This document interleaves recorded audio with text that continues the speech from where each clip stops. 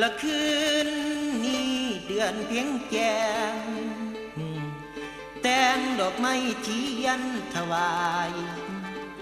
ย่อเป็นขันสมมาฝากพร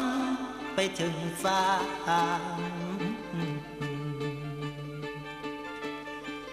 นั่งกราบหลวง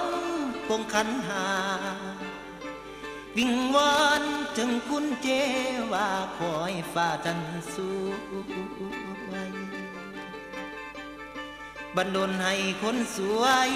ผู้เขาไกลจากบ้านให้โง่ควงบ้านเก่าหลังโอ้ยให้ฟ้าปวกตั้งแต่คังตั้งแต่กกโนถึงปลายบรรยายถึงความทุกข์ผู้ที่คอยอยู่ทางบ้าน